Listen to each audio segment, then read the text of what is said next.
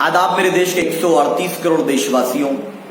ईद उल अजहा, जिसको बकरा ईद के नाम से भी लोग जानते हैं, वो त्योहार भारत में नहीं पूरे विश्व में आ रहा है और भारत में ये त्योहार 1 अगस्त को मनाया जाएगा।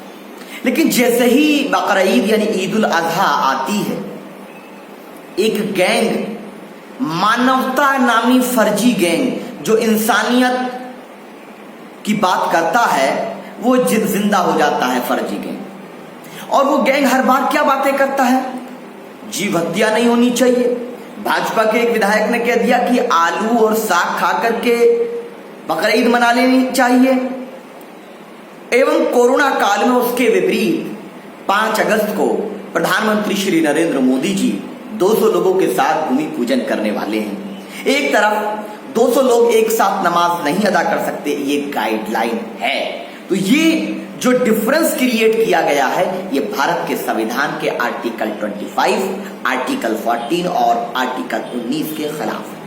लेकिन मैं उस गैंग को एक बहुत ही स्पष्ट बात कहना चाहता हूं, जो बार बार हर बकरा ईद को आकर के जीव हत्या की और बड़ी बड़ी बातें करता है।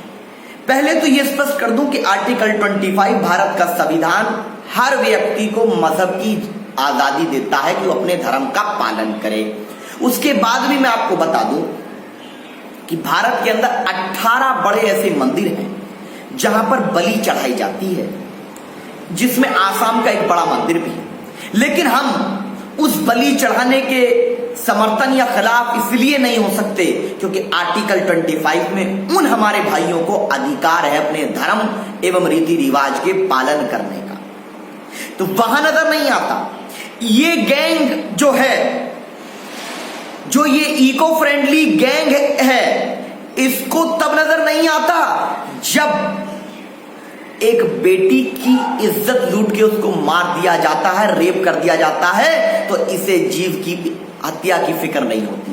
जब बेगुनाहों को, रोहित वमुला को मार दिया जाता है, उत्तर प्रदेश में गुज्जर समाज के लोगों का एनकाउंटर हो जाता है कई जगह पर फर्जी तरीके से, ब्राह्मण समाज का उत्पीड़न कई जगह हो जाता है, बीसी समाज का होता है, उनकी हत्या कर दी जाती है, बॉडी पड़ी हुई है सड़कों पर, तब इन्हें जीव हत्या नजर नहीं आती। और जो कह रहे हैं कि बकरे की जगह केक काटो, मैं और उनसे सिर्फ इतना ही कहूंगा कि मैं तो बकरे का भी नाम केक रख लूंगा। जब मेरे मजहब ने कुर्बानी के लिए हलाल जानवर मुझे बता दिए कि इस जानवर की इस तरीके से कुर्बानी होगी, जब मुझे सुन्नत इब्राहिमी का तरीका नबी करीम सल्लल्लाहु अलैहि वसल्लम ने बता दिया और जिस पर चलने की आजादी भारत का संविधान देता है, तो मैं क्यों किसी की बात मानूंगा?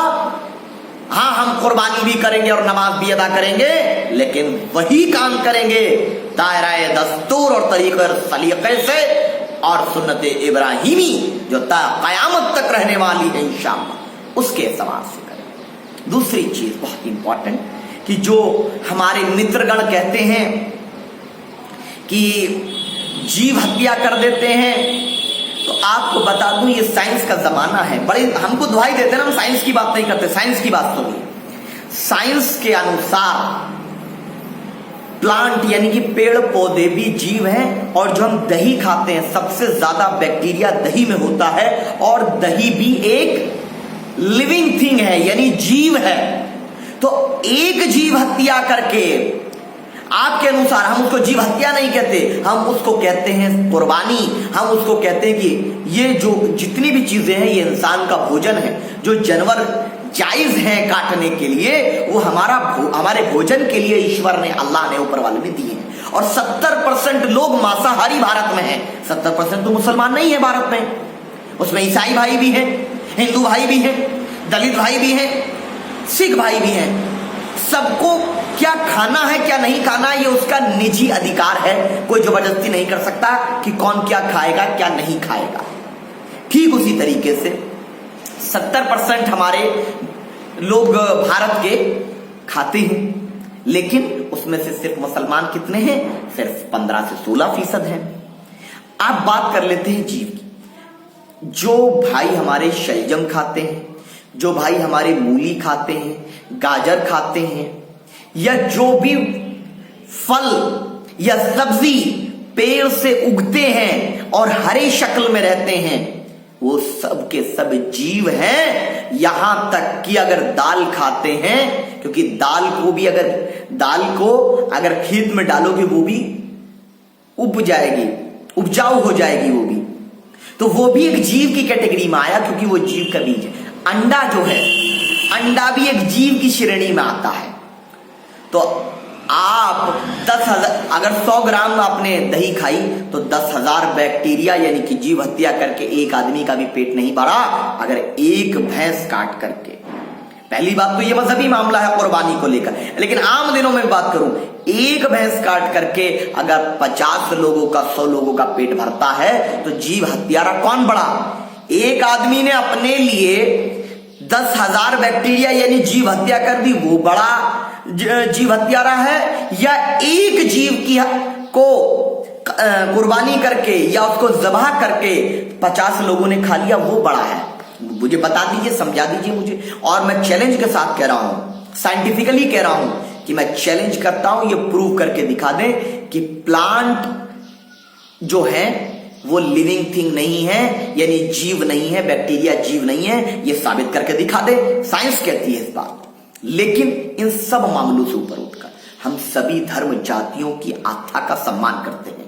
अगर 18 बड़े मंदिरों में बलि चढ़ाई जाती है हमें आपत्ति नहीं, लेकिन यह गलत है कि नरेंद्र मोदी जी तो अयोध्या जा सकते हैं, लेकिन मैं नमाज पढ़ने क्यों नहीं जा सकता? इस देश में जितना अधिकार नरेंद्र मोदी जी को भारत का संविधान देता है, उतना ही अधिकार शादाब चौहान को देता है, उतना ही अधिकार आपको, हम सबको देता है कि हम अपने अपने धर्म जाति पर हमें गर्व होते हुए अपने धार्मिक परंपराओं का पालन करें। ये हमारा संवैधानिक अधिकार है। लेकिन कोरोना काल में कोरोना की नाकामी छिपाने के लिए, चाइना की नाकामी छिपाने के लिए जो चाइना कब्जा करके आज भी बैठा है, और कोरोना के 14 लाख केसेस और 32,000 से ज्यादा मेरे भारतवासियों की मौत, उसके ऊपर नरेंद्र मोदी जी कभी काम की बात नहीं करते, खाली मन की बात करते। अभी क्यूरेटिव पिटीशन बाबरी मस्जिद के मामले में हमारी पेंडिंग है अभी सुप्रीम कोर्ट में।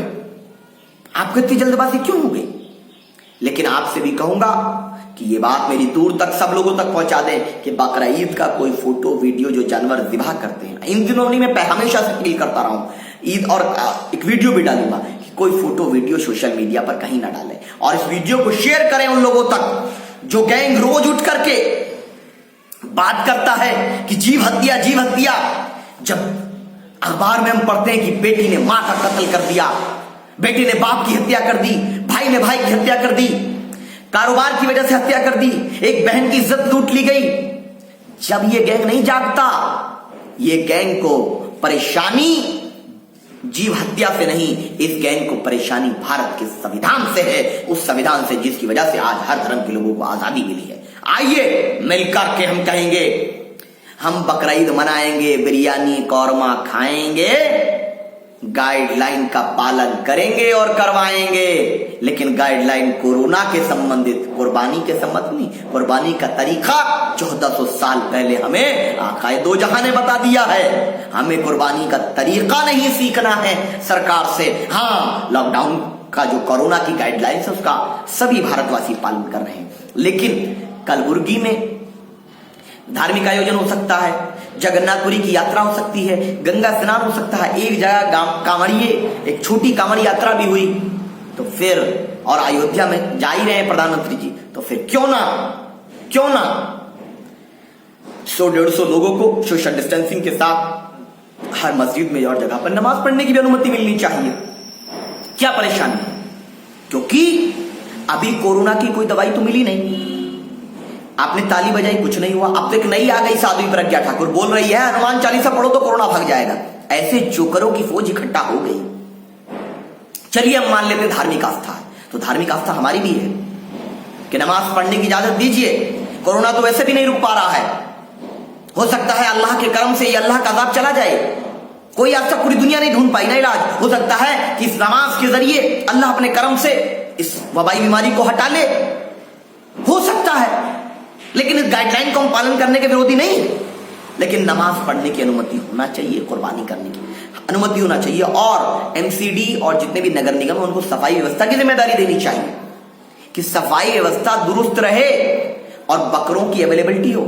शराब की दुकान खुल सकती है, कपड़े की दुकान खुल सकती है, तमाम कारोबार खुल सकते हैं, लेकिन दलित, जाट और पिछड़ी जाति के लोग ज्यादातर बकरा का पालन करते हैं, जिसको वो मुस्लिम भाइयों को बेचते हैं, जिससे किसानों के भी परिवार चलता है और मुसलमानों को भी कुर्बानी के लिए बकरे मिलते हैं। तो किसान भाइयों की दुश्मन, दलितों की, जाट की, पिछड़े समाज की दुश्मन ये सरकार किसानों के बकरों को नहीं बिकने देना चाहती, जिससे उनके परिवार में परेशानी आए। एक साल में बेचारे ने 3 बकरे पाले, सोच रहा था कि जब बकरे बिकेंगे तो मेरा जीवन खुशी हो जाएगा, लॉकडाउन में मुझे कुछ पैसा मिलेगा, मैं अपने बच्चों को खा सकूंगा, अपने बिल भर सकूंगा, क्योंकि बिल माफ नहीं कर रही सरकार बिजली का, स्कूल की फीस माफ नहीं कर रही, उसको भर दूंगा। अब सरकार उसको एक तरीके से आत्महत्या पे मजबूर करने जैसा कार्य कर रही है। हम किसी को सलाह नहीं देते, बिल्कुल आत्महत्या मत कीजिए, क्योंकि जीवन कभी परेशानी कभी खुशियां आता रहता है। इसी के साथ सभी को मुबारकबाद, पहले से ईद उल अजहा की प्रखलूस मुबारकबाद, और इस बात को उस गैंग तक जरूर पहुंचाइए जो बार बार सवाल करता है। जय हिंद, जय भारत, जय संविधान। भारत का लोकतंत्र जीवित रहेगा, भारत का दलित समाज, पिछड़ा समाज, अति पिछड़ा समाज, अल्पसंख्यक, तमाम लोग एकजुट होकर के इस देश के भाईचारे, एकता और अखंडता की रक्षा के लिए प्रयासरत रहेंगे। जय हिंद।